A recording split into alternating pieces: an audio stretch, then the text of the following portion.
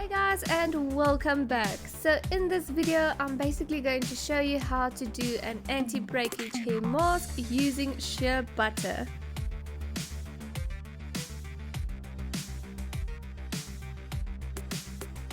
So I'm basically just going to start off with a glass bowl, and then I'm going to get a smaller bowl and put it in the middle, and then I'm going to put hot water in my big glass bowl to help the shea butter and the coconut oil to melt properly.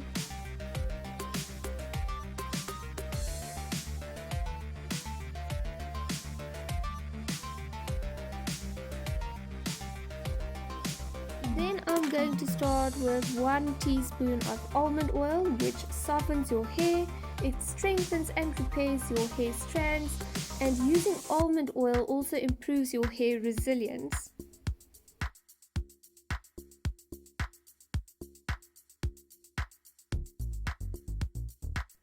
Then I'm also going to add 1 teaspoon of castor oil.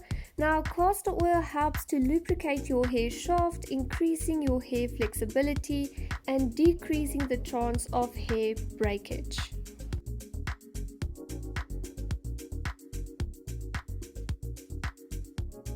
Then I'm going to use the well-known coconut oil.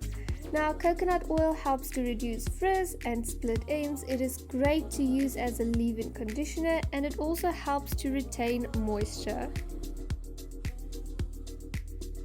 Then I'm going to use 1.5 teaspoons of shea butter. Now shea butter prevents breakage as it is high in fatty acids, which makes it easy to penetrate the hair. It is filled with vitamin A and E, which reduces dryness and prevents split ends. It increases shine and reduces frizz. It also protects the hair from heat damage.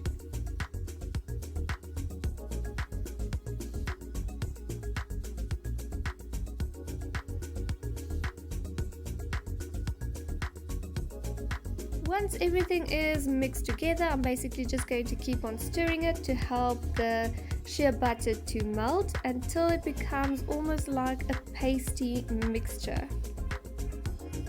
Now this treatment I usually only use during the winter, because as the temperature starts to plummet, so does the moisture levels in the air as well, which is ultimately to blame for your hair being dry and brittle, especially in the winter.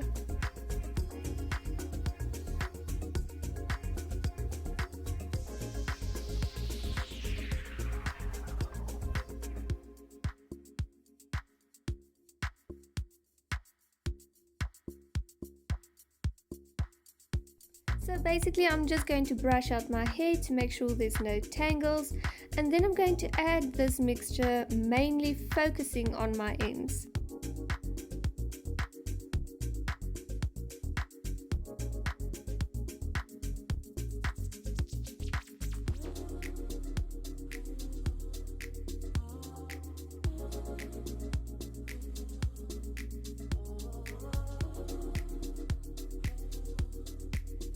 Now as you guys can see, I basically put it directly on my hair, mainly my ends, and I'm just going to massage it in until my ends are literally drenched in this mixture.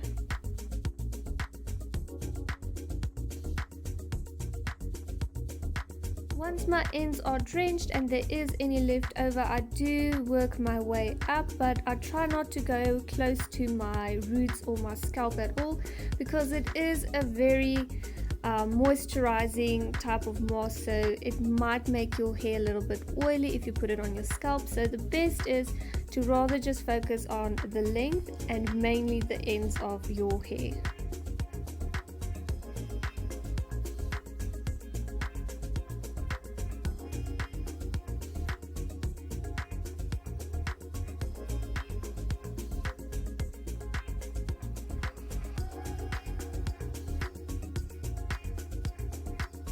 Once I've finished drenching my hair, I'm basically just going to put it in a bag and let it marinate for a while.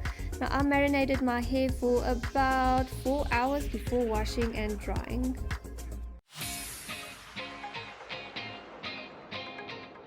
And this this is basically the result. My ends were very moisturized. I didn't need to use conditioner at all because the shea butter already moisturized my hair for me, and it was quite easy to wash out, but I am very happy with the results.